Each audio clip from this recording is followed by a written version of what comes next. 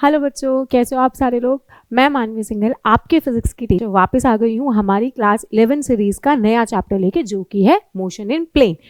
तो होप करती हूँ कि आप लोगों ने अपना यूनिट एंड मेजरमेंट का क्वेश्चन प्रैक्टिस कर लिया होगा, उसके क्वेश्चंस लगा लिए होंगे और आपने मोशन इन स्ट्रेट लाइन कर लिया होगा। ठीक, जो भी डाउट्स हैं वो आप मुझसे पूछ सकते हो। इसके बाद आज जो हम चैप्टर शुरू करने वाले हैं वो है हमारा मोशन इन प्लेन। अब मोशन इन स्ट्रेट लाइन में तो हमने ये देखा कि जो मेरी बॉडी थी वो सिर्फ एक ही डायरेक्शन में जा रही है, हालांकि हम लोगों ने उसका सिर्फ एक्स डायरेक्शन का मोशन कंसिडर किया था। अब हम लोग बात करते हैं कि अगर मेरी बॉडी दो डायमेंशंस में जाए तो कैसे बात करेंगे और दो डायमेंशंस में हम लोग देख कैसे रहे हैं उस चीज को। तो इस चीज के लिए हम लोग लेके आए नया चैप्टर जो है हमारा मोशन इन प्लेन। तो अब पहले मोशन इन प्लेन, प्लेन का मतलब समझ लेते हैं कि प्लेन है क्या।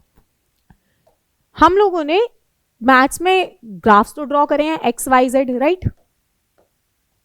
मान लो ये हमारा एक्स प्लेन, ये वाई और ये हमारा जेड एक्सिस था।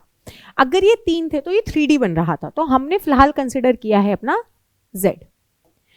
अगर मेरा कोई भी बॉडी इन दोनों प्लेन के कॉरस्पॉन्डिंग मोशन कर रहा है, मतलब वो एक्स डायरेक्शन में भी कंपोनेंट दे रहा है अपना और वो वाई डायरेक्शन में भी कंपोनेंट दे रहा है, तो इसका मतलब वो मोशन है मोशन इन 2D का। इसका मतलब क्या हो रहा है कि हमारे जितने भी पोजीशन वेक्टर हैं, जितने भी वेलोसिटीज हैं और जितने भी एक्सेलरेशन है, उनके कंपोनेंट्स हमें एक्स और वाई दोनों में मिल रही हैं। तो एक्स और वाई मिलके एक प्लेन बना, तो इंडिविजुअल मोशन हो रहा है हमारा दोनों में और दोनों को कंबाइंड करके हमने बोला motion in 2D, that is motion in plane. अब मोशन इन प्लेन मतलब एक्स डायरेक्शन आ रही है अपने पास और वाई भी आ रही है, तो डायरेक्शन है। अब कैसे पता लगाएं कि ये किस डायरेक्शन में जाएगा, किस डायरेक्शन में नहीं जाएगा। तो उसके लिए अगर आपको याद हो, हमने फिजिकल क्वांटिटीज में पढ़ा था कि मेरे पास दो तरीके की क्वांटिटीज आती हैं, स्केलर क्वांटिटी और वेक्टर क्वांटिटी। तो सबसे पहले हमने स्केलर देखा था कि सिर्फ मैग्नीट्यूड होता है अपने पास, लेकिन वेक्टर में हमने पढ़ा था कि वेक्टर भी होना चाहिए और डायरेक्शन भी होना चाहिए। तो आज उसी वेक्टर को हम लोग पूरा डिटेल में पढ़ेंगे, क्योंकि वेक्टर्स के बाद हम लोग एक एक डायरेक्शन का, एक्स डायरेक्शन, वाई डायरेक्शन, और अगर उसने मुझे जेड डायरेक्शन भी दे दिया तो उस तरीके से हम लोग इसको निकालेंगे। तो आज जो हम लोग अपना पूरा लेक्चर रखने वाले हैं, इसके 2 लेक्चर्स आएंगे मोशन इन प्लेन के। आज जो हम पूरा लेक्चर रखने वाले हैं वो वेक्टर्स के अराउंड रखने वाले हैं। अब वेक्टर्स में हम लोग क्या क्या पढ़ेंगे। पहला, वेक्टर्स की रिप्रेजेंटेशन कैसे कर रहे हैं। उसके बाद हम पढ़ेंगे कि कितने टाइप्स हैं मेरे पास वेक्टर्स के। इसमें एक इंपॉर्टेंट टाइप आएगा हमारे पास यूनिट वेक्टर, जो जहां जहां वेक्टर्स आएंगे मोस्टली वहां वहां अपना रोल प्ले करने वाला है। फिर उसके बाद हम लोग वेक्टर लॉ ऑफ एडिशन पे जाएंगे।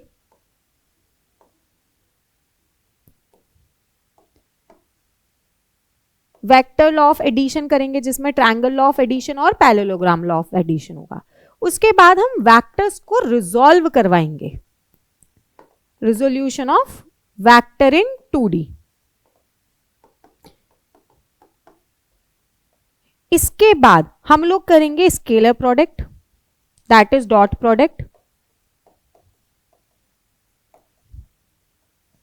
एंड आफ्टर दैट हम लोग करेंगे अपना वेक्टर या क्रॉस प्रोडक्ट जिसको हम बोलते हैं। ये आज का हमारा पूरा का पूरा कंटेंट रहने वाला है जो हम इस लेक्चर में डिस्कस करेंगे। ठीक है, तो तैयार हो आप सारे लोग। चलो शुरू करते हैं बिल्कुल स्टार्टिंग से कि हमारा वेक्टर है क्या। ठीक, it is a physical quantity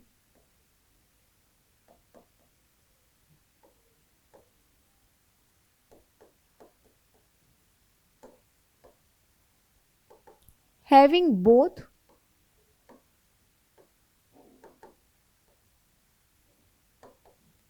direction and magnitude। इसके अलावा इनको they should follow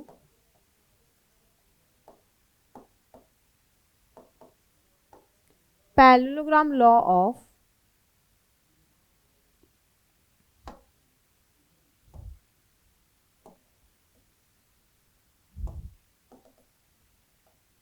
vector addition.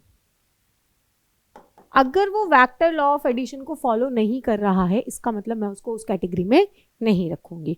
हमने इसके कुछ कुछ एग्जाम्पल्स देखे थे, क्या क्या थे हमारे पास इसके एग्जाम्पल्स एक बार देख लेते हैं। जैसे हमारे पास था वेलोसिटी, एक्सेलरेशन, फोर्स, मोमेंटम, ये सारे हमारे एग्जाम्पल्स थे किसके? वेक्टर्स के। अब वेक्टर्स को रिप्रेजेंट कैसे करवाएं हम लोग, तो उसके लिए देखो, आप किसी भी क्वांटिटी को अगर लिख रहे हो, मान लो मैंने ए लिखा है, ठीक, अगर हम इसके ऊपर ये एरो का साइन लगा रहे हैं तो ये क्या है मेरे पास? वेक्टर है। इस एरो का मतलब क्या होता है? ये आपकी हेड है और ये आपका टेल है। दिस एरो विल डिफाइन कि आप किस डायरेक्शन में जा रहे हो, ठीक। और उसके बाद ये जो हमारे पास लेंथ है कि आपने कितना बड़ा एरो बनाया है, ये हमारे पास मैग्नीट्यूड दिखाता है। अब इसके बाद अगर आप इसको इस तरीके से लिख रहे हो मॉड के अंदर, तो इसका मतलब हमने क्या निकाला है? मैग्नीट्यूड। तो ये सारी चीजें हम आज इस लेक्चर में कवर करने वाले हैं। अब वेक्टर्स आ गए, ऐसा तो नहीं है कि आपके पास एक ही वेक्टर होगा, हो सकता है 2-3 वेक्टर हो, तो उनके बीच का एंगल कैसे निकालें, ये इंपॉर्टेंट बात आती है। तो जब भी आप एंगल निकालते हो तो बिटवीन टेल्स या बिटवीन हेड्स, मतलब या तो मेरी दोनों वेक्टर्स की टेल एक दूसरे से मीट करनी चाहिए या दोनों वेक्टर्स का हेड एक दूसरे से मीट करना चाहिए, तब हम बोलेंगे कि ये दो वेक्टर्स के बीच का एंगल बन सकता है। कैसे? देखते हैं एक बार डायग्राम। हमने एक वेक्टर लिया ए और एक वेक्टर मैंने लिया ये वाला बी। अब अगर हम ध्यान से देखें तो ये दोनों की टेल है और ये दोनों की टेल मीट कर रही है, तो this will be my angle theta, दोनों वेक्टर्स के बीच का। अगर मैं बात करूं, यही मेरा वेक्टर ए है और मैंने बी को इस तरीके से दिखा दिया, ठीक। अब हमने ये थीटा बोला है, तो क्या ये एक्चुअल थीटा बनेगा? Question is this. इसमें ना तो दोनों का टेल मीट हो रहा है ना दोनों का हेड मीट हो रहा है, तो हम क्या करेंगे? हमें ये दिख रहा है कि मैं इसे टेल मीट करवा सकती हूं अगर मैं बी को आगे की तरफ शिफ्ट कर दूं। अगर मैंने इस बी वेक्टर को आगे की तरफ शिफ्ट करा तो इसका मतलब ये पूरी स्ट्रेट लाइन में सिर्फ आगे आया है, तो पूरी स्ट्रेट लाइन के लिए अब ये दोनों का टेल मीट कर गया, तो ये एंगल कितना बन जाएगा दोनों वेक्टर्स के बीच का? 180 माइनस थीटा। अगर मैंने अपने दो वेक्टर्स ऐसे दिए हैं, ये वेक्टर ए है और ये हमारे पास वेक्टर बी है, ध्यान से देखें तो इन दोनों की हेड मीट कर रही हैं, इसका मतलब ये इन दोनों के बीच का एंगल हो जाएगा थीटा। हम किसी भी वेक्टर को पैरेलली शिफ्ट कर सकते हैं, आप इसको पैरेलली भी शिफ्ट कर सकते थे और आप उसको आगे भी शिफ्ट करवा सकते थे, उसकी बिना डायरेक्शन चेंज करे, तब तक हम एंगल निकाल सकते हैं। तो एंगल्स का हमेशा याद रखिएगा कि टेल या हेड मीट करना चाहिए दोनों वेक्टर्स का, तभी हम उसका एंगल निकाल पाएंगे। चलते हैं हम अपने आगे टॉपिक की तरफ, जो है हमारा टाइप्स ऑफ वेक्टर। बहुत सारे टाइप्स ऑफ वेक्टर हैं, तो स्टार्ट करते हैं वन बाय वन कौन कौन से वेक्टर्स हमारे पास होते हैं। पहला हम लोग पढ़ेंगे पैरेलल वेक्टर्स। पैरेलल वेक्टर्स का मतलब क्या है?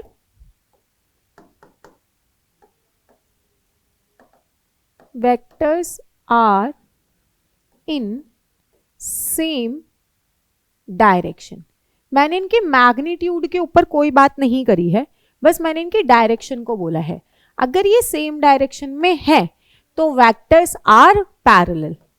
ए की डायरेक्शन भी आप ये दे दो और आप बी की डायरेक्शन भी ये दे दो, इसका मतलब ये दोनों वेक्टर्स क्या हुए? पैरेलल। ये नहीं देनी, आप इनको ऐसे ले लो, ए की डायरेक्शन ये हो गई और बी की डायरेक्शन ये हो गई, तो भी क्या हुए? पैरेलल वेक्टर्स, क्योंकि इनकी डायरेक्शन क्या है? सेम है। अब पैरेलल देख लिया तो एंटी पैरेलल भी देख लेते हैं। फिर एंटी पैरेलल वेक्टर्स क्या आएंगे? Anti parallel vectors.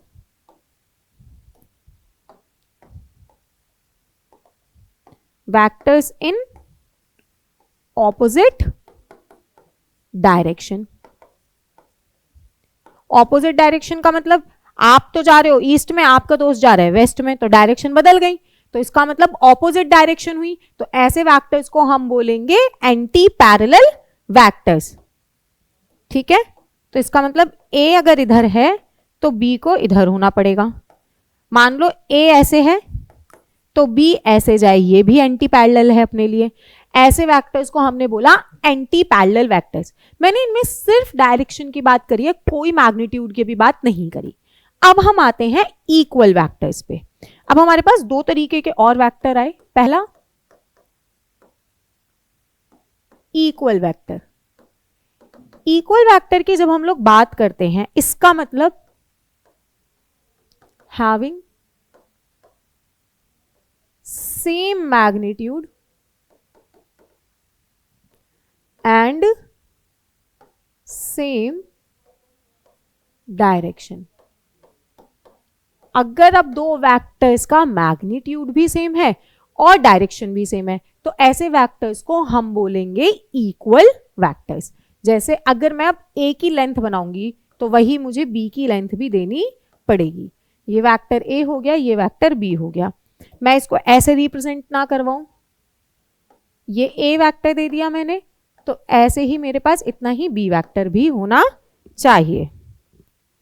अब हम बात करते हैं अगले वेक्टर की, ऑपोजिट वेक्टर्स। ऑपोजिट बोल दो या नेगेटिव बोल दो।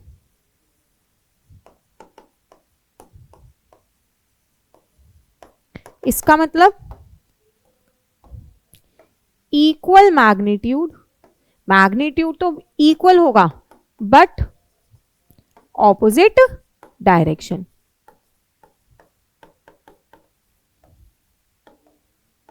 डायरेक्शन क्या होगी इनकी, ऑपोजिट होगी।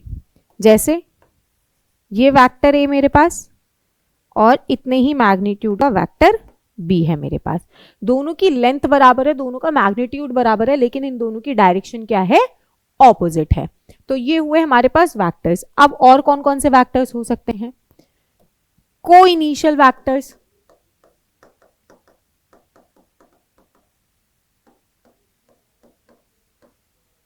को इनिशियल वेक्टर्स मतलब इन सबकी टेल मीट करेगी।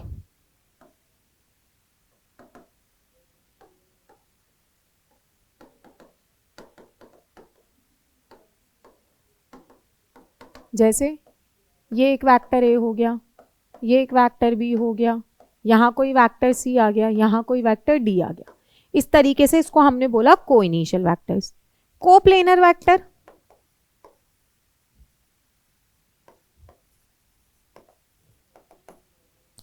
कोप्लेनर वेक्टर क्या हो सकते हैं हमारे पास, lying in same plane. Same plane कैसे, हमने अभी एक्स वाई प्लेन बनाया था, ये एक प्लेन हो गया एक्स वाई प्लेन। अब एक्स वाई प्लेन के अंदर जितने भी वेक्टर्स मैं बना रही हूं वो सारे क्या हो जाएंगे हमारे पास, कोप्लेनर वेक्टर्स। ठीक, इसके बाद एक केस आता है हमारे पास नल वेक्टर का।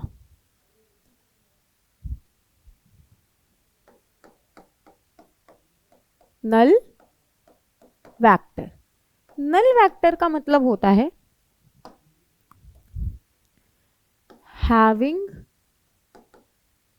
Zero magnitude. इस वेक्टर के पास जीरो मैग्नीट्यूड होगा। डायरेक्शन आर्बिटरी हो सकती है इसकी, आर्बिटरी मतलब एक्स वाई जेड कोई भी डायरेक्शन वो में दे सकता है, लेकिन इसका मैग्नीट्यूड क्या होना चाहिए, जीरो। अब हम आते हैं एक स्पेशल वेक्टर पर जो मोस्टली हमारा पूरा फिजिक्स में साथ देने वाला है, जिसको हम बोलते हैं यूनिट वेक्टर, और ये काफी इंपॉर्टेंट है। ठीक है, सबसे पहले यूनिट वेक्टर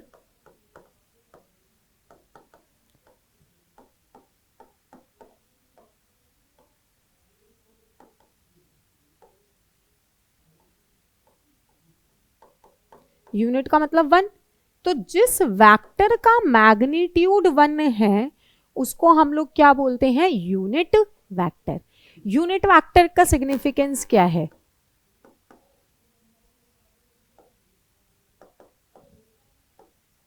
किसी भी वेक्टर की डायरेक्शन अगर पता लगानी है तो हम उसका यूनिट वेक्टर निकाल सकते हैं। यूनिट वेक्टर का सिंबल होता है, कोई भी वेक्टर जिससे भी आप रिप्रेजेंट करो, जैसे मैं भी ए से रिप्रेजेंट कर रही हूं तो मैं ए यूज कर लूंगी, ए कैप, ठीक है। अब ए कैप हमारे पास वेक्टर है, a cap is the representation, और मैं इसको निकालूंगी कैसे, a cap is equal to vector a divided by magnitude a. इस तरीके से हम यूनिट वेक्टर निकालेंगे। अब मेरे पास एक्स वाई जेड 3 कोऑर्डिनेट थे, राइट,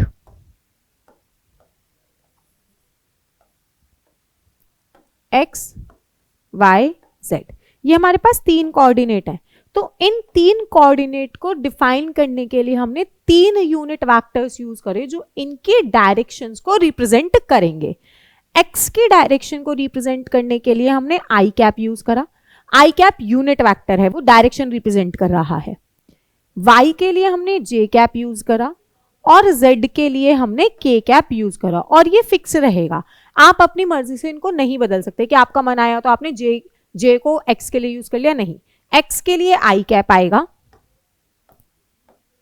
वाई के लिए जे कैप आएगा, वाई की डायरेक्शन जे दिखाएगा, एक्स की डायरेक्शन आई दिखाएगा, तो आई यूनिट वेक्टर है, जे यूनिट वेक्टर है, और जेड की डायरेक्शन के दिखाएगा, कैप लग रहा है इनके ऊपर, और ये हमारी डायरेक्शंस रिप्रेजेंट करेंगे एक्स वाई जेड की।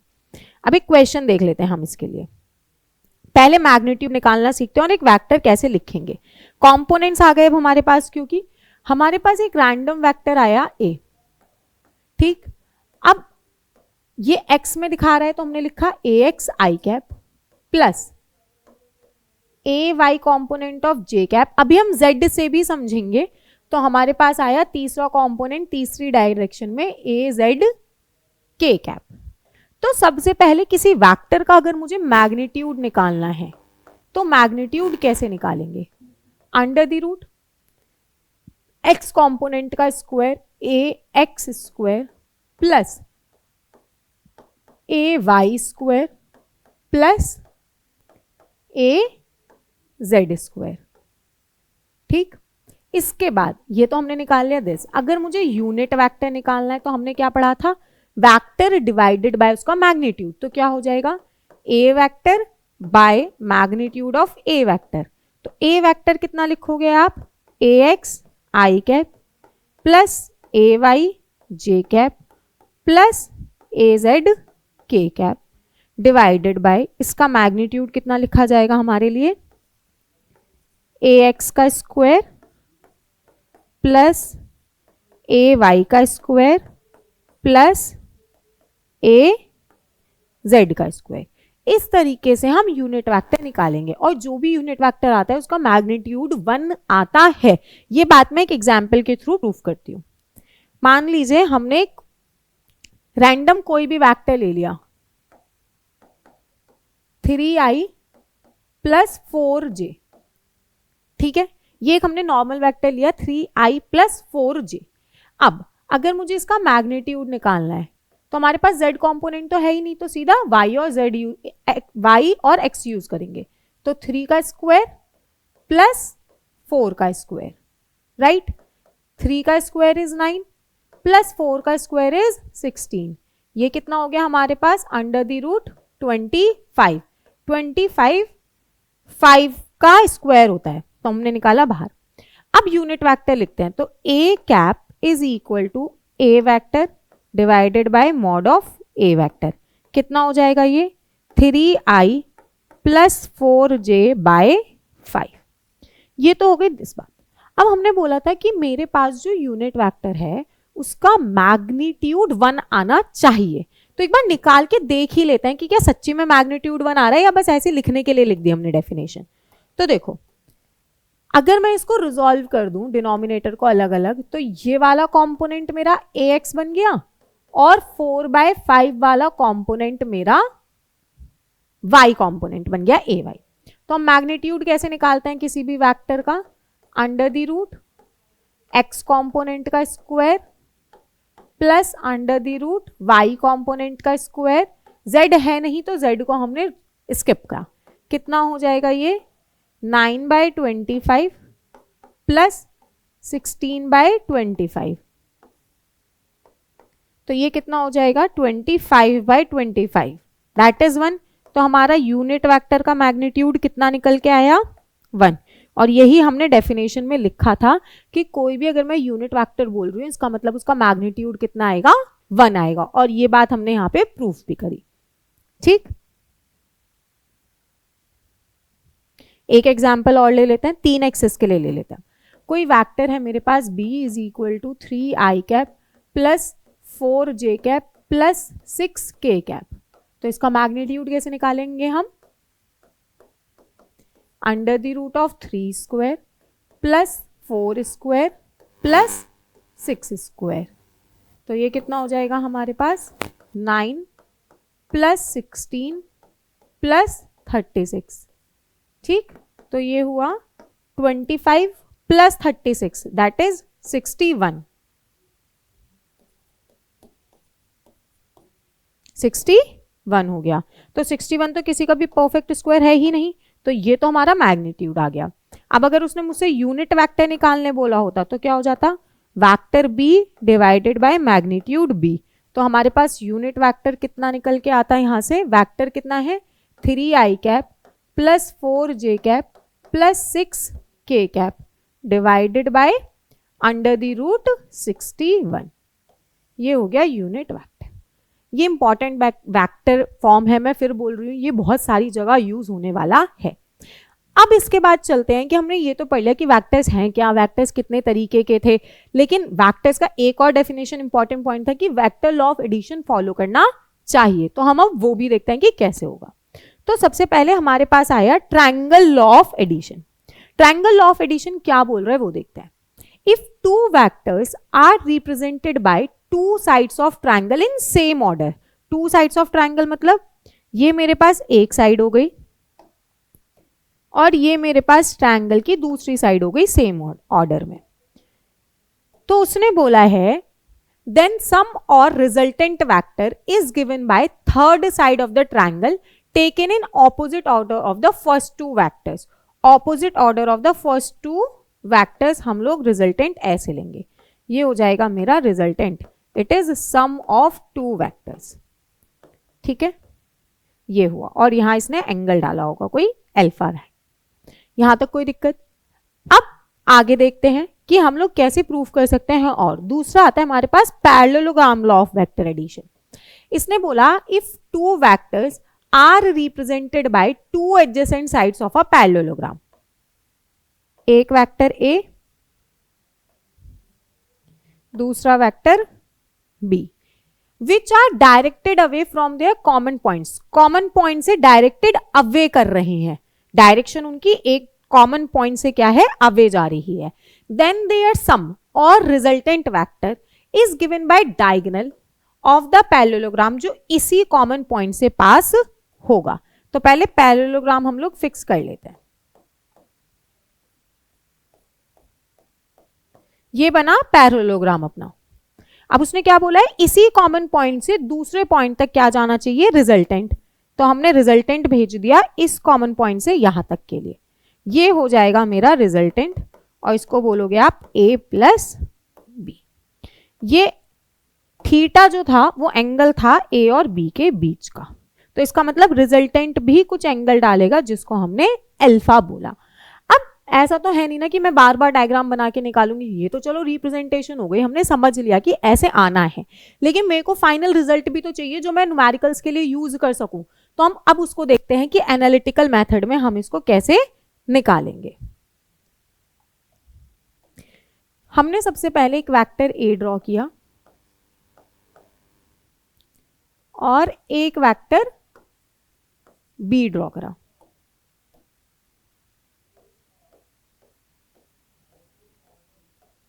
पैरेललोग्राम कंप्लीट कराया। अब बी वेक्टर को मैं पैरेलली इधर शिफ्ट कर सकती हूँ, पैरेलल लॉ था क्योंकि हमारे पास, हमने पढ़ा था पैरेलल वेक्टर्स में डायरेक्शन सेम होनी चाहिए, तो मैंने बी को इधर शिफ्ट कर दिया, तो ये हो गया मेरे पास वेक्टर बी। इन दोनों के बीच का एंगल अगर थीटा है और मैं इसको यहां एक्सटेंड करवा रही हूं सिर्फ इस तरीके से, तो ये वाला एंगल भी थीटा आया और हमने यहां एक परपेंडिकुलर डाला। ये तो हुई इतनी बात।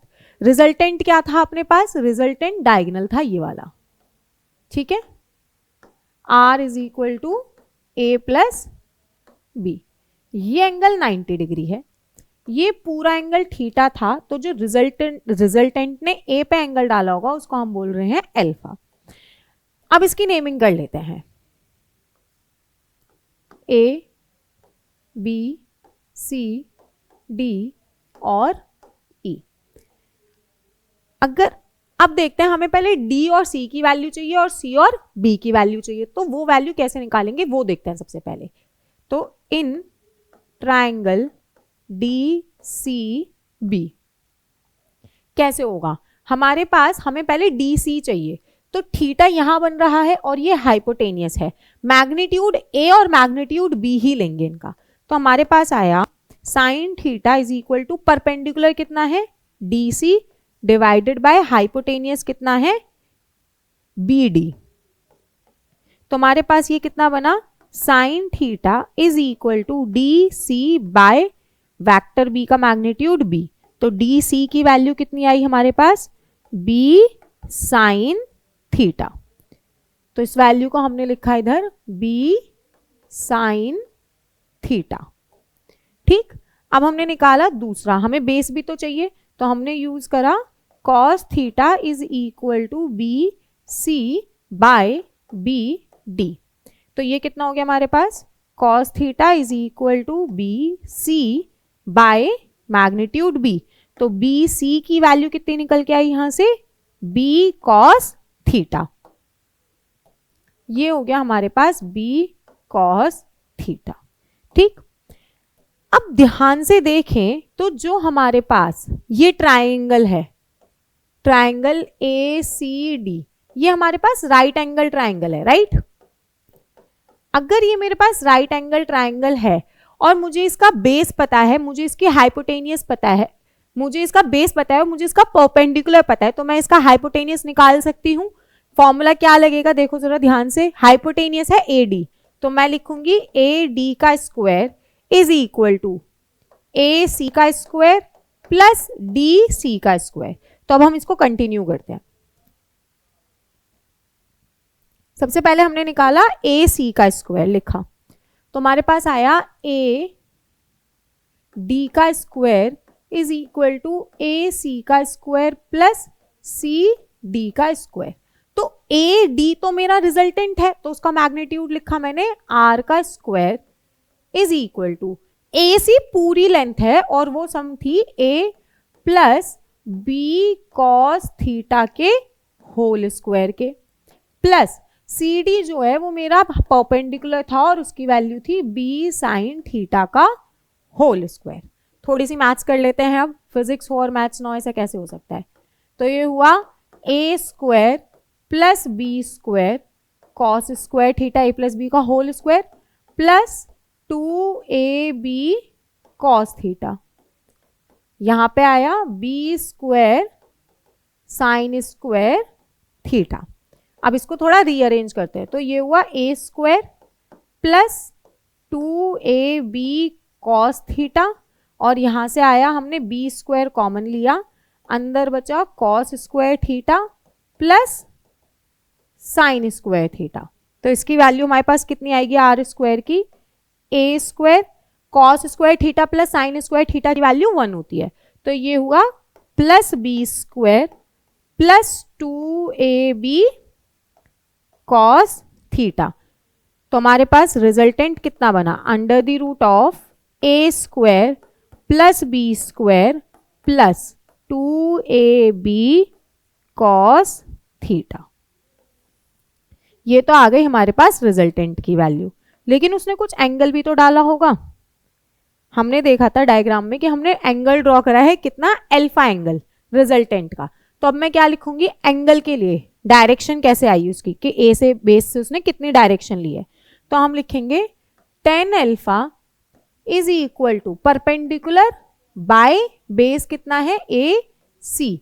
तो मेरे पास आया tan alpha is equal to B sine theta divided by A plus B cos theta. ये हो गई हमारे पास डायरेक्शन। तो ये दोनों एंड रिजल्ट्स हमें याद रखने हैं, ठीक। अब इसका एक एग्जाम्पल देखते हैं हम लोग। आओ, क्वेश्चन है हमारे पास, if the magnitude of resultant of 2 newton and 3 newton is 4। मतलब उसने अपने को मैग्नीट्यूड ऑफ वेक्टर ए कितना दे रखा है, 2 newton, magnitude of vector B कितना दे रखा है, 3 न्यूटन, और साथ में रिजल्टेंट का मैग्नीट्यूड उसने हमें कितना दे रखा है, 4 Newton. Find angle between 2 newton and 3 Newton. तो उसने मुझसे थीटा की वैल्यू पूछी है कि कितना होगा। तो हम वेक्टर लॉ ऑफ एडिशन का यूज करते हैं। उसने मेरे से थीटा पूछा, फॉर्मेट लिखा हमने, गिवन डेटा लिख दिया, क्वेश्चन में क्या पूछा है वो लिख दिया। अब क्या लिखेंगे, हमें पता है R square is equal to A square plus B square plus 2ab cos theta. Value रखते हैं इसमें। आर स्क्वायर क्या है मेरे पास, 4 स्क्वायर, ए स्क्वायर की जगह क्या लिखा, 2 स्क्वायर, बी स्क्वायर की जगह लिखा 3 square plus 2 into 2 into 3 cos theta हो गया। कितना बनेगा ये, 16 is equal to 4 plus 9 plus 4 3 12 cos theta. 9 plus 4 is 13, तो ये हो गया 16 minus 13 is equal to 12 cos theta. तो मेरे पास कॉस थीटा कितना बन रहा है, 3/12। तो cos theta is equal to 1/4। तो मेरे पास थीटा कितना निकल के आ रहा है, theta is equal to cos inverse 1/4। और ये हो गया हमारा एंगल बिटवीन 2 वेक्टर्स जिनका मैग्नीट्यूड उसने हमें 2 न्यूटन और 3 न्यूटन दिया हुआ था, ठीक। अब कुछ कुछ डायरेक्ट रिजल्ट्स होते हैं कि अगर मैग्नीट्यूड सेम है तो मैं क्या यूज कर सकती हूँ, मिनिमम है मैक्सिमम है तो क्या यूज कर सकती हूँ वैल्यूज। एक बार उस पर भी हम लोग ध्यान दे लेते हैं। अच्छा, इसमें एक चीज नोट करने की ये है कि अगर उसने अपने को सब्ट्रैक्शन बोला होता कि हम सब्ट्रैक्शन के लिए भी रिजल्टेंट निकालते, तो हमारे पास जो रिजल्टेंट आता सब्ट्रैक्शन का वो हो जाता A square plus B square minus 2ab cos theta, ठीक है। चलते हैं आगे। रिजल्ट याद है हमें, r is equal to under the root A square plus B square plus 2ab cos theta. सबसे पहले हमने बोला कि अगर मेरे पास theta is equal to 0 degree है तो क्या होगा, ठीक। देखो, अगर थीटा 0 डिग्री है तो r is equal to under the root of A square plus B square plus 2ab cos 0, और कॉस 0 की वैल्यू होती है 1। तो ये हो जाता मेरे पास under the root of A square plus B square plus 2ab। A square plus B square plus 2ab is identity of A plus B का होल स्क्वायर। तो मेरे पास मैक्सिमम कितना आएगी वैल्यू, ए प्लस बी। ये हो गया। अगर उसने मुझे सेकंड केस दिया होता कि theta is equal to 180 degree है, इस केस में दे आर पैरेलल्स और उस केस में vectors are anti parallel to each other, तो मेरे पास अब रिजल्टेंट कितना बनता, r is equal to A square plus B square plus 2ab cos 180 degree, और कॉस 180 की वैल्यू होती है -1। तो रिजल्टेंट कितना आता, plus B square minus 2ab, और ये आइडेंटिटी बनी a माइनस बी के होल स्क्वायर की। तो मेरे पास रिजल्टेंट मिनिमम कितना आ जाएगा, a माइनस बी। तो जो मेरा रिजल्टेंट है किन्हीं भी दो वेक्टर्स के बीच का, उसकी जो लिमिट सेट है वो a माइनस बी और a प्लस बी के बीच में होती है। इसका मतलब ना तो वो इससे कम वैल्यू पे ले सकता है a माइनस बी से, ना वो a प्लस बी से ज्यादा की वैल्यू लेगा। इन दोनों के बीच में उसकी लिमिट सेट होती है, ठीक है। वो इनके बराबर हो सकता है लेकिन इनसे कम या इनसे ज्यादा नहीं हो सकता। अब देखते हैं अगला केस। इस केस में हमने एक डेटा सेट कर लिया है कि magnitude of A vector is equal to magnitude of B vector, और मैं उसको नाम दे रही हूं स्मॉल ए। मैग्नीट्यूड को मैंने नाम दिया स्मॉल ए, ठीक। सबसे पहला शुरू करते हैं, theta is equal to 0 degree से। तो रिजल्टेंट कितना होगा अपने पास, a का स्क्वायर b की जगह a का square plus 2a into a cos 0। कितनी वैल्यू बनेगी इसकी, a square plus a square cos 0 की वैल्यू 1, 2a स्क्वायर, ये हो गया हमारे पास 4a स्क्वायर। तो रिजल्टेंट कितना आएगा, 2a, ठीक है। इसी में ही हम लोग नेक्स्ट केस लेते हैं। अगर मेरे पास थीटा कितना है 180 डिग्री, अगर थीटा 180 डिग्री है तो रिजल्टेंट कितना आएगा, a square plus a square plus 2a square cos 180, और कॉस 180 की वैल्यू कितनी थी हमारे पास, -1। तो ये कितना हो गया, 2a square minus 2a square. तो रिजल्टेंट कितना आया, 0। अगर मैं इसमें थर्ड केस डिस्कस करूं, theta is equal to 60 degree का, तो देखो कितना होगा। अगर theta is equal to 60 degree ले रहे हैं तो r is equal to a square plus a square plus 2a square cos 60। Cos 60 की वैल्यू होती है 1/2, तो ये हो जाएगा 2a square plus 2a square into 1/2। Cancel out करेंगे तो रिजल्टेंट कितना आएगा, √3a। इसी तरीके से अगर मैं इसको सॉल्व करने गई theta is equal to 120 degree के लिए, तो रिजल्टेंट की वैल्यू a के बराबर आती है। कॉस 120 की वैल्यू होती है -1/2। तो यहां तक हमने लॉ ऑफ एडिशन पढ़ लिया, रिजल्टेंट पढ़ लिया, एंगल पढ़ लिया, वेक्टर्स के टाइप पढ़ लिए, यूनिट वेक्टर पढ़ लिया, ठीक है। अब जो हमारा नेक्स्ट टॉपिक है, पहले एक एग्जांपल कर लेते हैं, चलो इसका दोनों को मिक्स करके। उसने बोला है find angle between a and b अगर magnitude of a minus b is equal to magnitude of a plus b, मतलब सब्ट्रैक्शन का मैग्नीट्यूड और एडिशन का मैग्नीट्यूड इक्वल है।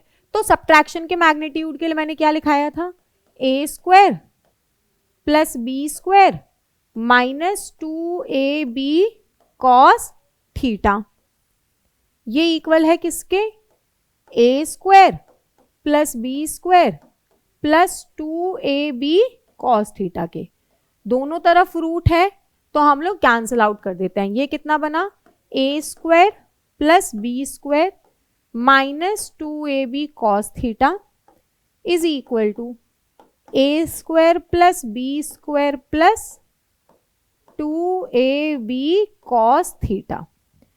a स्क्वायर दोनों तरफ साइन सेम है तो ये कैंसिल हुए, बी स्क्वायर से बी स्क्वायर कैंसिल हुआ, 2ab का साइन सेम नहीं है तो इसको एक तरफ लेके आए तो ये बना 4ab cos theta is equal to 0। और थीटा कॉस थीटा 0 होता है कौन से एंगल पर, π/2, तो थीटा 90 डिग्री पर। तो थीटा की वैल्यू कितनी आ गई हमारे पास, π/2 दैट इज 90 डिग्री, ठीक। अब हमारा जो नेक्स्ट टॉपिक है वो है resolution of vector in 2D, कि कोई भी वेक्टर को मैं x और y कंपोनेंट में किस तरीके से ब्रेक करूंगी। तो रिजोल्यूशन ऑफ वेक्टर में हम लोग देख रहे थे कि कैसे हमें करना है काम। चलिए करते हैं स्टार्ट रिजोल्यूशन ऑफ वेक्टर। अब उसने हमें एक प्लेन सेट करवा दिया है, ठीक है। तो देखो प्लेन कैसे है, ये हमारे पास x है और इधर हमारे पास क्या है, y।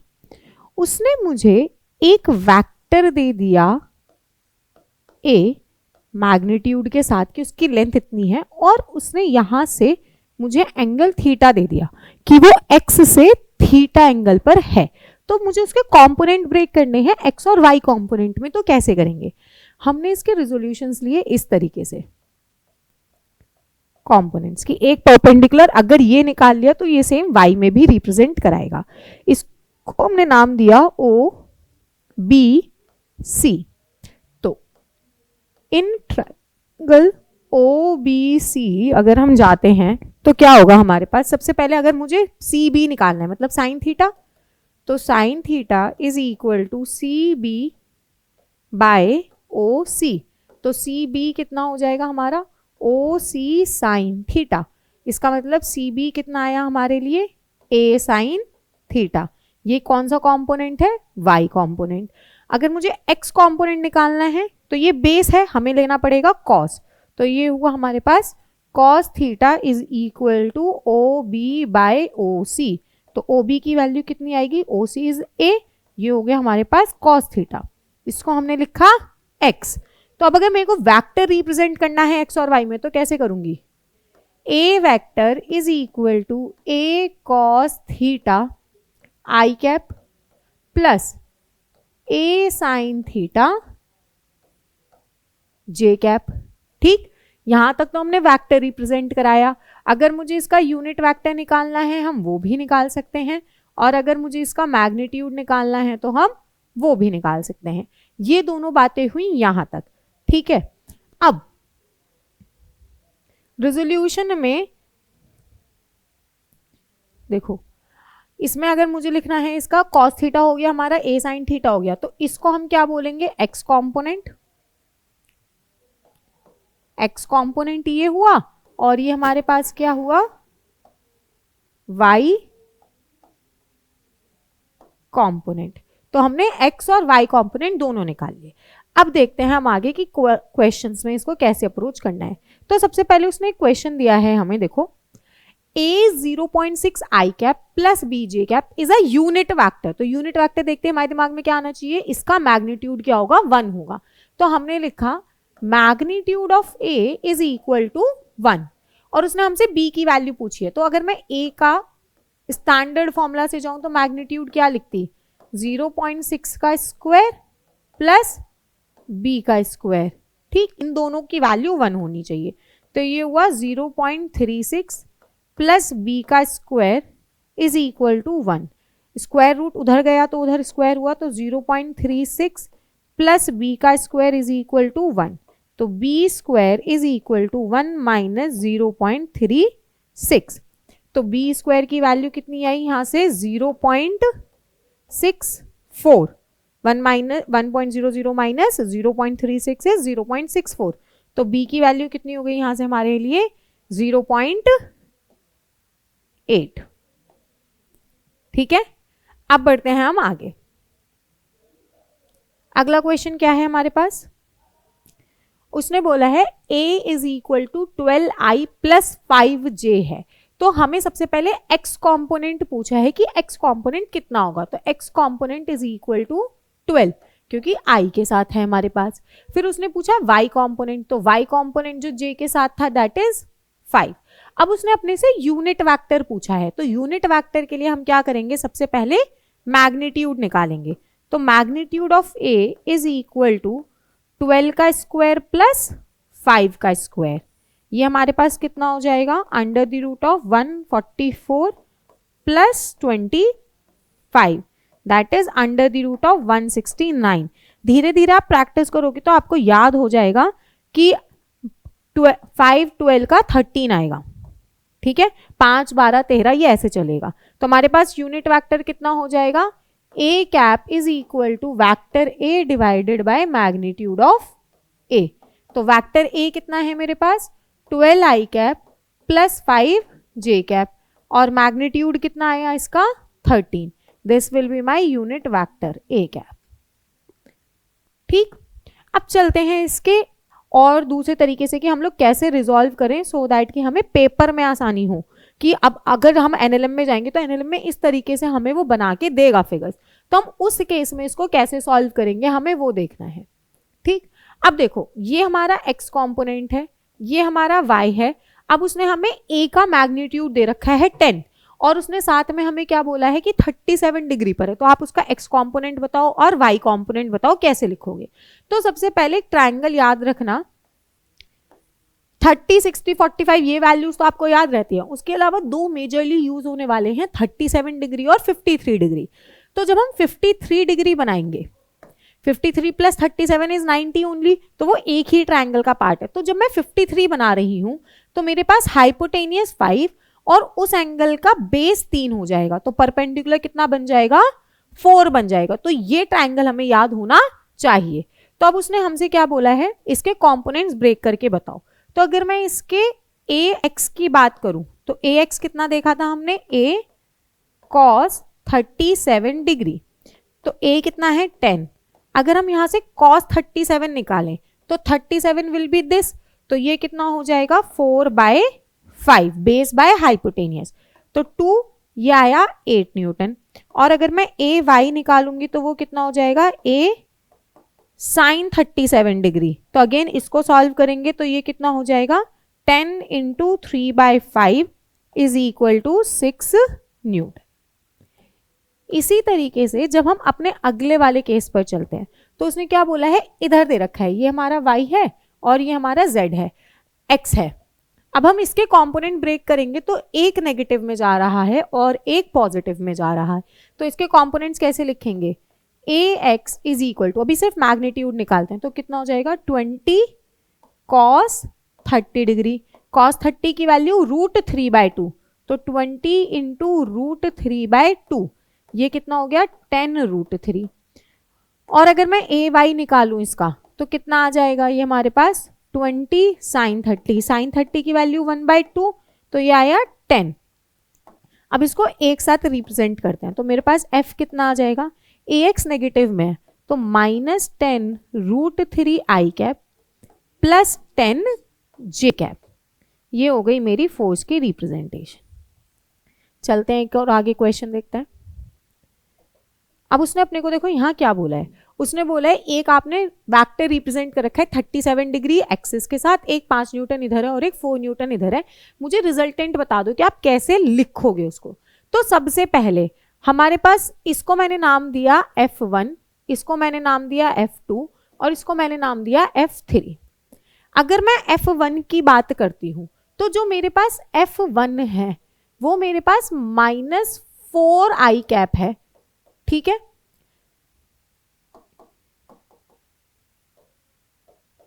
जो मेरे पास F2 है वो मेरे पास -j कैप है। अब इसके बाद आते हैं F3 के लिए। तो F3 के कंपोनेंट्स होंगे, एक तो fxi कैप बनेगा, एक कंपोनेंट इधर होगा और एक कंपोनेंट उसका इधर होगा, और एक आएगा आपका fyj कैप। तो मैंने इसको ब्रेक डाउन करा। fx अगर हम निकाल रहे हैं तो कितना आएगा आपके पास, F3 cos 37 degree i cap plus F3 sin 37 degree j cap. ये वैल्यू है 10 मल्टीप्लाई cos 37 की वैल्यू बन रही थी 4/5 i cap plus 10 into 3/5 j cap. ये हो गया आपका 8i cap plus 8 j cap. तो इधर आया आपका 8i cap, sorry 8i cap plus 6j cap, और इधर आया हमारा 6j कैप। अब देखो ये 5 है और ऊपर 6 है, तो मतलब 5 और 6 दोनों ऑपोजिट डायरेक्शन में, तो कैंसिल आउट होके मुझे एक मिलेगा, वो भी किधर, ऊपर की तरफ, दैट इज 1j कैप। इधर आपका 8 है, इधर आपका 4 है, तो दोनों 180 डिग्री पर है, तो मतलब 8 - 4 तो कितना मिलेगा मुझे 4i कैप। तो ये आ गया मेरा नेट फोर्स की वैल्यू। ठीक, यहां तक तो हुआ रिजोल्यूशन। अब रिजोल्यूशन 1D और 2D के अलावा भी हमारे पास हो सकते हैं। पहला आते हैं हम 3D में। 1D तो सिर्फ i कैप हो सकता था या j कैप हो सकता था या k कैप हो सकता था कि सिर्फ x y या z जा रहा है। 2D में एक्स वाई जा सकता है, वाई जेड जा सकता है या जेड आई जा सकता था, जेड एक्स जा सकता था। अब अगर 3 में आ जाए तो फिर 3 में कैसे लिख रहे हो आप उसको, तो देखो आई के साथ जो है वो कौन सा कंपोनेंट है, एक्स का, जे के साथ कौन सा है, वाई का, और के साथ कौन सा था, जेड का। तो अगर मैं आपसे इंडिविजुअल लिखवाऊं तो ax कितना है मेरे पास 2, ay कितना है मेरे पास 3 और az कितना है मेरे पास 6। अब अगर इसने मुझसे पूछ लिया मैग्नीट्यूड बता दो तो कितना हो जाएगा, under the root of 2 square plus 3 square plus 6 square, कितना होगा ये 4 प्लस 9 प्लस 36, 40 प्लस 9 इज 49, ये हो जाएगा अंडर द रूट ऑफ 49। 49 किसका होता है 7 का। और अगर इसने मुझसे यूनिट वेक्टर पूछ लिया तो यूनिट वेक्टर कितना हो जाएगा, vector by magnitude, that is 2i cap plus 3j cap plus 6k cap divided bye 7। इस तरीके से हम किसी भी, अगर 3 ij के तीनों दे रखे हैं तो उसको भी सॉल्व कर सकते हैं। चलते हैं आगे। मान लो उसने अब अपने को ये दिया है कि हमारे पास दो वेक्टर्स हैं a और b। अब आपको क्या करना है, a प्लस b करो और फिर मुझे इसके रिजल्टेंट का मैग्नीट्यूड बताओ कि क्या आएगा।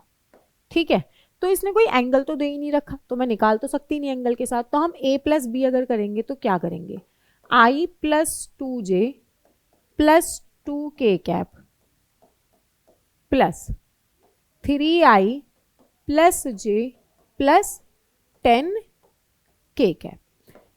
i के साथ i को प्लस करना है, j के साथ j, जैसे हम नॉर्मल अलजेब्रा में करते थे कि x को x के साथ प्लस कर रहे हैं, y को y के साथ प्लस कर रहे हैं और z को z के साथ प्लस कर रहे हैं। ठीक, तो i प्लस i कितना बना हमारे पास, 1 plus 3 i cap plus 2 plus 1 j cap plus 2 plus 10 k cap, ये कितना हो जाएगा 4i cap plus 3j cap plus 12k cap. अब मुझे निकालना है इसका मैग्नीट्यूड, तो मैग्नीट्यूड कैसे निकालेंगे हम, अंडर द रूट ऑफ 4 का स्क्वायर प्लस 3 का स्क्वायर प्लस 12 का स्क्वायर। 4 का स्क्वायर कितना होता है हमारे पास 16 प्लस 9 प्लस ये कितना हो गया 144। 16 प्लस 9 इज 25, 25 प्लस 144 इज 169, तो हमारे पास कितना आएगा मैग्नीट्यूड 13। ठीक है, चलते हैं आगे नए एग्जाम्पल पर। अब देखो उसने अपने को क्या सेट करने बोला है डेटा में, a दे रखा है i माइनस 3j, b दे रखा है 2j माइनस 3k। उसने अपने से a माइनस 3b के रिजल्टेंट को पूछा है, तो सबसे पहले 3b निकालते हैं। किसी भी वेक्टर को इसमें बोलते हैं हम multiplication of vector by scalar. किसी भी स्केलर नंबर से अगर हम वेक्टर की मल्टीप्लाई कर रहे हैं तो उस स्केलर नंबर की सब में मल्टीप्लाई होगी अंदर, तो ये हुआ 3, 2j माइनस 3k कितना हो जाएगा, ये 3 into 2 is 6j cap, 3 into 3 is minus 9k cap. अब अपने को करना है इन्हें माइनस, तो ये आया a माइनस 3b, तो ये कितना हो जाएगा, a है हमारे पास i माइनस 3j, यहां हमने माइनस का साइन लगाया, 6j माइनस 9k कितना हो जाएगा, i minus 6j is minus, i का एक ही कॉम्पोनेंट है तो ये बचेगा i cap, minus 3j minus 6j is minus 9j, minus minus plus 9k cap. अब अपने को इसका मैग्नीट्यूड चाहिए, तो मैं इसको कोई नई यूनिट मान लेती हूँ कि मैंने इसको c नाम दे दिया है।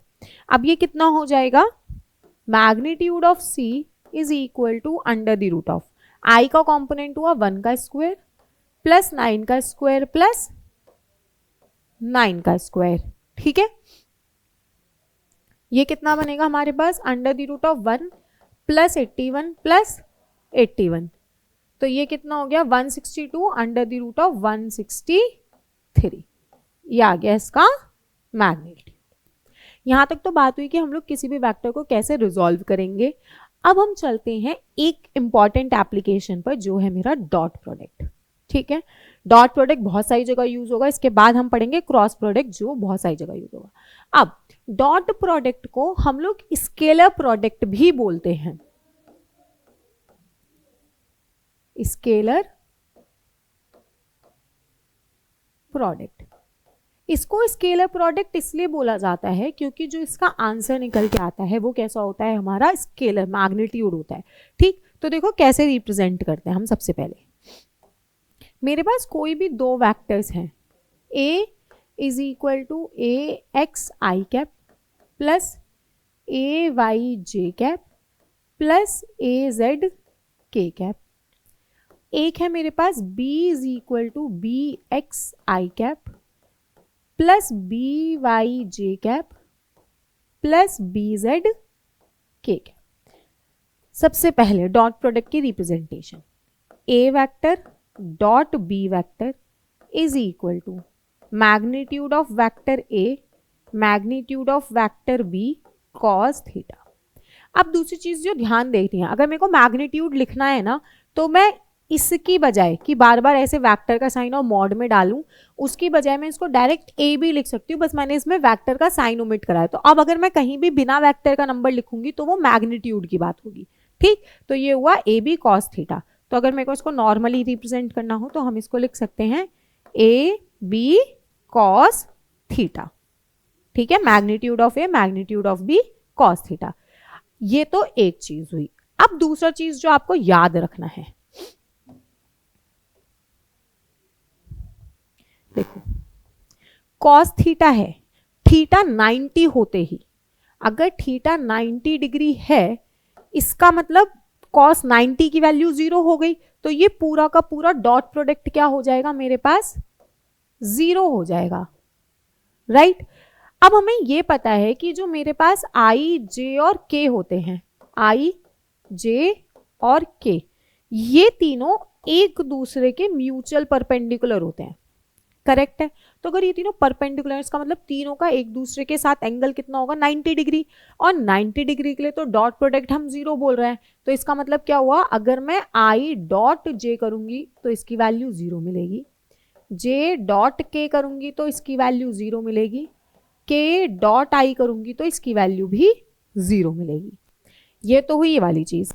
अब हमें ये पता है थीटा इज इक्वल टू 0 पे कॉस की वैल्यू 1 होती है। अगर कॉस की वैल्यू 1 होती है इसका मतलब a dot B is equal to A B मिलना चाहिए। तो अगर मैं i यूनिट वेक्टर है ना, मतलब मैग्नीट्यूड 1 है, तो मैंने लिखा i डॉट आई, तो मैग्नीट्यूड 1 मतलब 1 मिलेगा, j डॉट जे तो भी 1 मिलेगा, और k डॉट के तो भी 1 मिलेगा। इसका मतलब अगर डॉट प्रोडक्ट है और मैं i की i के साथ, j की j के साथ और k की k के साथ मल्टीप्लाई करूंगी तो वैल्यू 1 मिलेगी, और अगर किसी दूसरे के साथ मल्टीप्लाई करूंगी तो वैल्यू 0 मिलेगी। यहां तक ये हुआ हमारा डॉट प्रोडक्ट। अब अगर मुझे इस फॉर्मेट में दे रखा हो बिना वैल्यूज दिए तो कैसे करेंगे, वो वाला रिप्रेजेंटेशन भी हम देखते हैं। हमने लिखा a vector dot b vector, तो ये कितना हो, ax ay plus az k cap dot bx i cap plus by j cap plus bz k cap. अभी हमने देखा कि i की i के साथ मल्टीप्लाई होगी तो प्लस 1 मिलेगा हमें, तो i की i के साथ करा तो ये आया ax bx, i की j के साथ करूंगी तो 0 है, i की k के साथ करूंगी तो भी 0 है। अब j की i के साथ करूंगी तो भी 0, j की j के साथ करूंगी तो 1, j की k के साथ करी तो भी 0, k और i भी 0, k और z भी j भी 0। अब k और k की करूंगी तो भी वैल्यू मिलेगी। तो हमारे पास a डॉट बी इस फॉर्म में अगर हम निकाल रहे हैं तो कितना हो जाता है, ax bx plus ay by plus az bz। ठीक है, और ये स्केलर रिजल्ट देता है, इसलिए हम इसको स्केलर प्रोडक्ट भी बोलते हैं। कहाँ कहाँ यूज करते हैं, वर्क डन है मेरे पास, force dot displacement, work done scalar है, पावर है f डॉट v, ये सारी बहुत सारी जगह और फॉर्मूलाज आप ऐसे पढ़ोगे जहां पे हम लोग डॉट प्रोडक्ट का यूज करते हैं। चलते हैं हम इसके क्वेश्चंस की तरफ। देखो, उसने अपने को बोला है find angle between A and B. A and B के लिए एंगल निकालना है। पहली एप्लीकेशन है अब कि अगर उसने, हमारे पास देखो क्या क्या था, वैक्टर्स था ए बी, ए का मैग्नीट्यूड, बी का मैग्नीट्यूड और कॉस थीटा। तो मेरे पास 3 टर्म्स हैं, 3 में से कोई भी 2 दे के वो में से थर्ड टर्म की वैल्यू पूछ सकता है। अगर मैग्नीट्यूड दे रहा है तो वैक्टर तो नहीं पूछ रहा। तो देखो उसने क्या दिया हमें, ये था मैग्नीट्यूड हो सकता है ये, तो हमें एंगल निकालना है अब। तो अपने पास वैल्यू क्या थी, is equal to magnitude of A magnitude of B cos theta. तो मेरे पास कॉस थीटा कितना आएगा, इन दोनों का प्रोडक्ट पहला, फिर ए और बी दे रखा है तो हमें सारे नोन पता है और एक अननोन उसने हमारे लिए छोड़ दिया फॉर्मूला में। तो ए डॉट बी कितना दिया है 12 डिवाइडेड बाय ए का मैग्नीट्यूड 6 और बी का मैग्नीट्यूड 4, 4 3 ज़ा 12, 3 2 ज़ा 6। तो मेरे पास cos थीटा की वैल्यू आई 1/2। इसका मतलब theta is equal to cos inverse 1/2 और 1/2 वैल्यू कब मिलती है 60 डिग्री पर। तो थीटा की वैल्यू कितनी आई 60 डिग्री। ठीक है, चलते हैं आगे। अब उसने अपने से सीधा डॉट प्रोडक्ट पूछा है कि कैसे करेंगे। देखो, ए और बी का डॉट प्रोडक्ट करना है तो हमने लिखा A dot B is equal to 3i cap plus 2j cap dot product 4i cap plus 4j cap. अगर आप डॉट प्रोडक्ट में a डॉट बी करो या b डॉट a करो कोई फर्क नहीं ही पड़ना, आंसर मेरा उतना ही आना है। ठीक है, तो हमने लिखा 3.4 होगा क्योंकि i और i है, तो 3 इंटू 4 प्लस 2 और 1 हो जाएगा क्योंकि j इंटू j है। तो ये कितना हो गया मेरे पास 12 प्लस 2 दैट इज 14। अब उसने हमें नेक्स्ट पार्ट में दे रखा है फोर्स और डिस्प्लेसमेंट, तो मतलब वर्क डन जो मैंने अभी लिखा था। तो W कितना हो जाएगा अपने पास F डॉट S। तो ये कितना आएगा, फोर्स लिखा हमने 2i माइनस 2j प्लस के dot 2i minus 5j plus 3k। तो ये कितना हो जाएगा 2 इंटू 2 इज 4। चलो मैं एक एक करके लिख देती हूँ। 2 मल्टीप्लाई 2, j के लिए -2 और -5 है तो पहले मैंने प्लस का साइन लगा दिया, मैंने लिखा -2 इंटू -5। फिर k के लिए बात करते हैं तो 1 इंटू 3। तो ये कितना हुआ 2 इंटू 2 4, माइनस माइनस की मल्टीप्लाई हुई तो प्लस आया, 2 plus 5 is 2 into 5 is 10 plus 3। तो ये कितना आ गया मेरे पास 17। ये हुआ हमारा एक तरीका। अब अगर हमें दूसरे तरीके से निकालने बोल दे वो, तो देखो कैसे करेंगे इसको हम। उसने अपने को क्या दिया है फाइंड एंगल बिटवीन। अब वापस से एंगल पूछ रहा है लेकिन अब उसने अपने को मैग्नीट्यूड नहीं दे रखा, उसने सीधे वेक्टर दे दिया। तो ए वेक्टर है, बी वेक्टर है, थीटा निकालना है। तो हमें ये पता है कि cos theta is equal to vector A dot vector B divided by इनका मैग्नीट्यूड होगा। राइट, हमें वाली इंफॉर्मेशन है। तो अब मैं क्या लिखूंगी, पहले मैग्नीट्यूड ऑफ ए निकाल लेते हैं। कितना हो जाएगा हमारे पास 3 का स्क्वायर प्लस 4 का स्क्वायर दैट इज 9 प्लस 16। 9 एक एक स्टेप ही लिखना है आपको अगर आता है तो पेपर में। ये हुआ हमारा 5। अब मैं निकालूंगी बी का, तो बी का मैग्नीट्यूड कितना हो जाएगा मेरे पास 12 का स्क्वायर प्लस 5 का स्क्वायर। तो ये कितना हो जाएगा अंडर द रूट 144 प्लस 25। तो ये हुआ 169 और इसका आता है 13। अब रखते हैं डॉट प्रोडक्ट के लिए। ए डॉट बी भी तो चाहिए, तो ए डॉट बी निकाला तो वो कितना आ जाएगा is equal to 3i plus 4j dot 12i minus 5j। 3 into 12 plus 4 into minus 5। ये कितना हुआ 3 into 12 is 36, 4 into minus 5 is -20। ये आया हमारा 16। अब कॉस थीटा निकालते हैं, कितना हो जाएगा 16 divided by 5 into 13। 5 into 13 is 65। तो थीटा की वैल्यू आई cos इनवर्स 16/65। इस तरीके से ये पूरा क्वेश्चन सॉल्व होगा। ठीक है, चलो ये तो हुई एक एप्लीकेशन खत्म कि मुझे अगर एंगल निकालना है तो मैं एंगल किन तरीकों से निकाल सकती हूँ। एक तो ये फॉर्मेट था एंगल निकालने का हमारे पास, और एक हमारे पास एंगल निकालने का ये फॉर्मेट था। अब बढ़ते हैं इसकी दूसरी एप्लीकेशन पर। दूसरी एप्लीकेशन क्या है? ऑर्थोगोनल वाली, ऑर्थोगोनल या परपेंडिकुलर।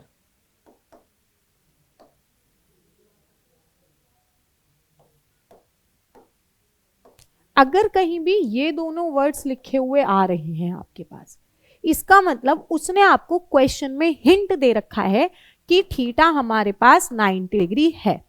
और अगर थीटा 90 डिग्री है तो हमने सबसे पहले इंट्रोडक्शन में देखा डॉट प्रोडक्ट के कि हमारे पास थीटा 90 डिग्री होते ही डॉट प्रोडक्ट क्या हो जाता है? 0। तो ये तो उसने हमें आधा काम करके दिया होता है क्वेश्चन में। अब उसने क्या बोला है, हमारे पास दो वेक्टर्स हैं, ए पी वेक्टर और क्यू वेक्टर, और दोनों परपेंडिकुलर हैं एक दूसरे के। तो इसका मतलब उसने मुझे ऑलरेडी बोला है कि इसका आंसर 0 आना चाहिए मल्टी डॉट करके। फिर फाइंड द वैल्यू ऑफ ए, तो ए की वैल्यू निकालनी है तो लिखते हैं हम A I cap plus A J cap plus 3 K cap dot A I cap minus 2 J cap minus K cap should be equals to 0। A dot A करा तो ये हुआ A square, A minus 2a तो minus 2a, और 3 minus 1 is minus 3 is equal to 0। इसके factors करते हैं तो A square minus 3a plus A minus 3 is equal to 0। तो यहाँ से क्या आया? A minus 3 plus 1 A minus 3 is equal to 0। तो ये हुआ एक बार A minus 3 is equal to 0 और एक बार a plus 1 is equal to 0। तो इसकी वैल्यू आई a इज इक्वल टू 3 एक बार, और उससे आ जाती है a is equal to minus 1। तो इस तरीके से हम किसी भी अननोन वैल्यू को निकाल सकते हैं अगर उसने बोला है कि ये एक दूसरे के परपेंडिकुलर हैं a डॉट b करके। ठीक है, यहां तक बात। चलते हैं हम अपने आगे अनदर एप्लीकेशन पर, जो है projection of a on b। Projection का मतलब होता है कि आप अपनी वैल्यू उसके ऊपर देख रहे हो कि कैसी आएगी। जैसे ये मेरा b वेक्टर है और मैंने ये a वेक्टर दिखाया, ठीक, इन दोनों के बीच का एंगल थीटा था, तो ये कितना वैल्यू प्रोजेक्ट कर रहा है। तो अगर मैं इधर से इसकी शैडो मारूं तो ये यहां तक कुछ मुझे वैल्यू देने वाला है अपनी, राइट। तो ये जो ये पोर्शन होगा ये प्रोजेक्टेड वैल्यू है। तो उसने बोला projection of A on B कितना हुआ, तो हम कैसे निकालेंगे? दो फॉर्मेट में आता है ये, एक तो स्केलर और एक वेक्टर। अगर मुझे स्केलर फॉर्म में लिखना है तो उसको मैं लिखूंगी A dot B divided by magnitude of B, अगर मुझे स्केलर फॉर्म में लिखना है, ठीक। अगर मुझे इसी चीज को वेक्टर फॉर्म में लिखना है, मतलब अब मुझे डायरेक्शन चाहिए, तो स्केलर जो हमारा मैग्नीट्यूड है मल्टीप्लाई जिस डायरेक्शन में है उसका यूनिट वेक्टर। तो हम b की डायरेक्शन में निकाल रहे हैं तो मैंने b के यूनिट वेक्टर से इसकी मल्टीप्लाई कर दी। ये हमारे दो पॉइंट हुए, स्केलर और वेक्टर प्रोजेक्शन किसी भी दूसरे वेक्टर का किसी दूसरे वेक्टर पर। अब इसका एक क्वेश्चन कर लेते हैं हम लोग। देखो क्वेश्चन क्या कह रहा है वो हमसे, फाइंड कॉम्पोनेंट ऑफ ए का वैल्यू कितना रखा उसने मुझे 3i प्लस 4j, किसके ऊपर? b के ऊपर निकालना है। तो सबसे पहले स्केलर में निकालते हैं। तो हमने स्केलर का फॉर्मूला क्या लिखा? a vector dot v vector divided by magnitude of b। तो ये कितना हो जाएगा हमारे पास? a डॉट b करना था 3i प्लस 4j, ये हुआ यहाँ पे हमारे पास i प्लस j, और हमने निकाला इसका मैग्नीट्यूड b का, कितना हो जाएगा? 1 का स्क्वायर प्लस 1 का square, that is 3 into 1 is 3 plus 4 into 1 is 4 divided by √2। इसकी वैल्यू आई 7 बाय √2। ये तो हुआ हमारे पास कौन सा? Scalar form. अगर मुझे इसकी वेक्टर फॉर्म निकालनी है तो क्या करेंगे हम?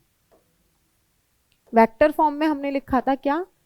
a dot b divided by b और साथ में b कैप। अगर ध्यान से देखो तो आधा काम तो हम यहाँ कर ही चुके हैं। हमने a dot b by B की वैल्यू निकाल ली कितनी, 7/√2। अब मुझे b वैक्टर लिखना है, तो वैक्टर का मतलब क्या होता है, वैक्टर b यूनिट वैक्टर है ना, डायरेक्शन, तो वैक्टर डिवाइडेड बाय मैग्नीट्यूड। तो वैक्टर कितना है i प्लस j, और हमने b का मैग्नीट्यूड कितना निकाला है, √2। तो मेरे पास इसका प्रोजेक्शन कितना आया, 7i cap plus 7j cap, और √2 इंटू √2 कितना हुआ, 2। तो इस तरीके से हमने स्केलर प्रोडक्ट कराया। अब स्केलर प्रोडक्ट में हमने देखा a डॉट बी क्या होता है, a dot B is equal to A B cos theta. अगर उसने मुझे कंपोनेंट करके दिए हैं तो हमें कैसे निकालनी है डॉट प्रोडक्ट, ये दो चीजें देखी। हमने देखा कि अगर खुद से मल्टीप्लाई कर रहे हो, खुद से डॉट प्रोडक्ट है, तो आंसर मिल रहा है, दैट इज 1, क्योंकि यूनिट है तो मैग्नीट्यूड 1। और अगर किसी दूसरे के साथ कर रहे हो तो 0 हो जा रहा है, क्यों, क्योंकि वो परपेंडिकुलर है, और कॉस परपेंडिकुलर कॉस 90 की वैल्यू 0 होती है। उसके बाद हमने इसके 3 केसेस देखे। कौन कौन से 3 केस, कि अगर हमें वैल्यूज दे रखी है, मैग्नीट्यूड दे दे या वेक्टर दे दे, तो हम एंगल कैसे निकालेंगे। दूसरा हमने क्या देखा कि अगर उसने मुझे वेक्टर्स दे दिए, ठीक है, तो हम लोग उनके आपस में मल्टीप्लाई करके किसी वैल्यू को कैसे निकाल रहे हैं, या परपेंडिकुलर दे दिया कि उसने एंगल बता दिया, तो हमें कैसे सॉल्व करना है उसको। फिर उसके बाद हमने देखा कि किसी का प्रोजेक्शन, किसी एक वेक्टर का किसी दूसरे वेक्टर पर हम लोग प्रोजेक्शन कैसे देखते हैं। ये सारी कहानी थी मेरे डॉट या फिर आप बोलो स्केलर प्रोडक्ट की। अब हम अपने नेक्स्ट टॉपिक की तरफ चलते हैं, जो है हमारा क्रॉस प्रोडक्ट। और क्रॉस प्रोडक्ट को हम लोग वेक्टर प्रोडक्ट भी बोलते हैं, ठीक है। क्रॉस प्रोडक्ट को हम लोग वेक्टर प्रोडक्ट भी बोलते हैं। अब हम इसकी कहानी शुरू करेंगे कि इसमें होता क्या है।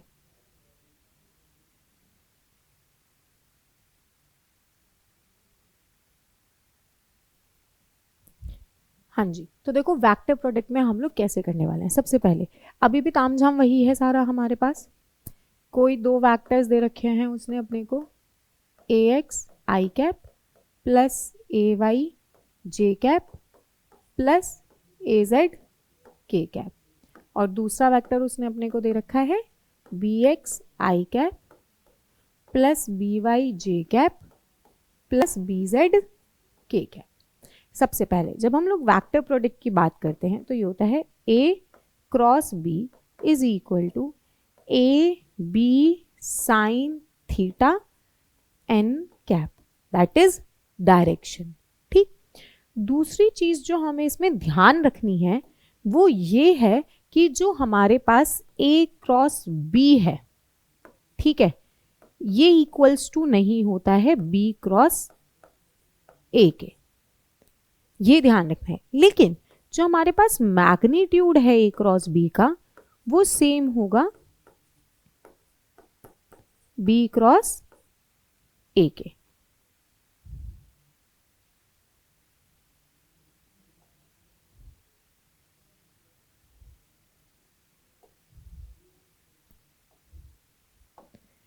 अब इसकी डायरेक्शन हम लोग कैसे लेंगे, राइट हैंड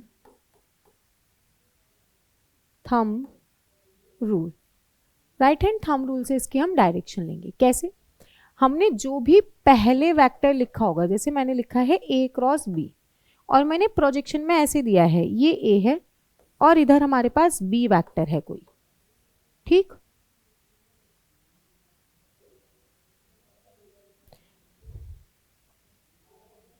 ये हमारे पास कोई b वेक्टर है। अब पहले a लिखा है ना, तो जो मेरा पाम का राइट हैंड साइड का पाम है, ये वाली जो साइड है ये a की तरफ होना चाहिए और जो मेरी पाम है वो दूसरे वेक्टर की तरफ फेस करना चाहिए। तो ये कुछ इस तरीके से फेस करेगा। अब जो मेरा थंब है वो मुझे इसके रिजल्ट की डायरेक्शन देगा, दैट इज c। लेकिन अगर मैं इसी चीज को लिखती b क्रॉस a, ठीक, अगर मैं इसको लिखती b क्रॉस a तो ये किधर डायरेक्शन देता, देखो b ऐसे हुआ, पाम मेरी इधर आई तो मेरा थंब किधर गया, नीचे, तो ये हो गया हमारे पास c वेक्टर नेगेटिव डायरेक्शन में, ठीक है। तो इस तरीके से हम लोग इसको देखते हैं। अब यहाँ पे नेगेटिव नहीं लिख रहे, सी ही लिख देते हैं क्योंकि हमने डायरेक्शन ऑलरेडी नीचे उसकी दिखा दी है। अब इसमें देखते हैं कि कैसे कैसे हमें मल्टीप्लाई और इन चीजों का ध्यान रखना है। सबसे पहले हम बात करते हैं डॉट अगर ये क्रॉस प्रोडक्ट है और मैंने थीटा 0 डिग्री लिया तो साइन की वैल्यू 0 हो जाती है, ठीक है। तो इसका मतलब जब मैं i क्रॉस i कर रही हूँ तो इन दोनों में एंगल 0 है तो वैल्यू 0 आएगी। जब मैं j क्रॉस j कर रही हूँ तो भी वैल्यू 0 आएगी, और जब मैं k क्रॉस k कर रही हूँ तो भी वैल्यू क्या आएगी, 0। इसके बाद i j k ऐसे याद रख लीजिए आप। अगर आप लिख रहे हो i क्रॉस j, मतलब i की j में मल्टीप्लाई करोगे तो क्या आएगा, k, i j k, फिर j और k की मल्टीप्लाई करोगे तो आपको मिलेगा i, और अगर आप k और i की मल्टीप्लाई करोगे तो आपको मिलेगा j। लेकिन अभी हमने देखा कि मैग्नीट्यूड सेम रहेगा बट डायरेक्शन बदल जाएगी। अगर मैं a क्रॉस b की जगह b क्रॉस a करती हूँ तो मैंने इसको लिखा j क्रॉस i, तो मैग्नीट्यूड सेम लेकिन डायरेक्शन बदल गई। अगर मैंने लिखा है k क्रॉस j तो डायरेक्शन बदल के माइनस i हो गई, और अगर मैंने लिखा i क्रॉस k तो डायरेक्शन बदल के हो गई माइनस j। ये तो एक तरीका हुआ इसको लिखने का, ठीक। अब अगर मैं बोलती हूं कि मेरे पास जो वेक्टर थे उसको हम लोग मल्टीप्लाई कर रहे हैं तो हम कैसे रिजल्टेंट लिखेंगे, a क्रॉस b है, ठीक है। a क्रॉस b का दूसरा मेथड है निकालने का, वो ये है,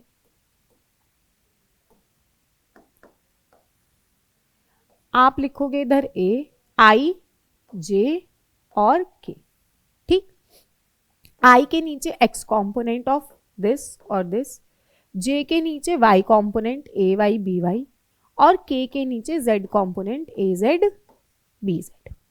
साइन का ध्यान रखना है, i जब लिख रहे हो तो पहले प्लस साइन, j के साथ नेगेटिव और k के साथ प्लस साइन। यहां तक क्लियर। अब लिखते हैं इसको आगे कैसे। सबसे पहले मैंने i लिखा, तो जब आप i लिखोगे तो i का वर्टिकल और i का हॉरिजॉन्टल हम कंसिडर नहीं करेंगे, तो मेरे पास ये वाले दोनों नंबर बचे लिखने के लिए, राइट। तो अगर ये दोनों नंबर बच रहे हैं तो हम लोग क्या करेंगे, a की y के साथ मल्टीप्लाई क्रॉस, तो a y b z, फिर नीचे से ऊपर गए तो minus b y a z। ये तो हमने लिखा i के लिए। अब जब मैं इसको j के लिए लिखने जाऊंगी तो मैंने लिखा माइनस j, j के साथ मैंने बोला माइनस लगाना है तो माइनस j। जब मैं j लिख रही हूं तो मैं j का वर्टिकल और j का हॉरिजॉन्टल कंसिडर नहीं करूं, तो अब ax के साथ आया मेरा bz, माइनस bx के साथ आया मेरे पास az, फिर हम आए k कैप पर तो हमने लिखा प्लस k कैप। अब k कैप आया तो k का वर्टिकल हटा दो और k का हॉरिजॉन्टल हटा दो, तो हमारे के पास क्या बचता है, x के साथ y, तो ये हुआ ax by minus bx ay। इस तरीके से मैं इसकी डायरेक्शंस निकाल सकती हूं, ठीक है। अब चलते हैं इसके एप्लीकेशन, मतलब इसके क्वेश्चंस देखते हैं हम लोग कि कैसे कंसिडर करने हैं हमें। देखो हमने लिखा है find a cross b if a is this and b is this. अब उसने मुझे वेक्टर फॉर्म में दे रखा है तो देखो कैसे निकालेंगे। हमने लिखा a cross b is equal to i j k। ये कितना हो जाएगा, i के नीचे 1, j के नीचे -2 और k। हमेशा जो पहले है उसी का ही कंपोनेंट लिखना है। अगर b पहले होता तो मैं यहाँ b के कंपोनेंट्स लिख रही होती। फिर हमने लिखा 2 -1 और 2, करते हैं मल्टीप्लाई। हमने लिखा i, तो i के लिए i वर्टिकल हटाया, i हॉरिजॉन्टल, -2 इंटू 2 -1 इंटू 4। फिर j लिखा तो j के साथ माइनस का साइन लगाया, j वर्टिकल हटाया, j हॉरिजॉन्टल, 1 मल्टीप्लाई 2 -2 मल्टीप्लाई 4। फिर हमने लिखा k, तो k वर्टिकल हटा दिया, k हॉरिजॉन्टल, तो 1 की -1 में मल्टीप्लाई और 2 की -2 में मल्टीप्लाई। तो ये कितना आएगा, देखो i -4 +4 माइनस j, ये कितना हो गया 2 -8, इधर कितना आया प्लस k कैप -1 +4, तो हमारे पास फाइनल आंसर कितना आ जाएगा 0 i cap minus +6 j cap और +3 k कैप। ये हो गया हमारा क्रॉस प्रोडक्ट। तो इस तरीके से हम इसको सॉल्व करेंगे। इसके एप्लीकेशन आपको बहुत सारी जगह मिलेंगी यूज करने के लिए, ठीक। अब इसकी एक एप्लीकेशन क्या है, उसने हमसे पूछा है फाइंड एरिया ऑफ ट्रायंगल। जब हम लोग ट्राइंगल का एरिया निकालते हैं या फिर पैरेललोग्राम का एरिया निकालते हैं, तो देखो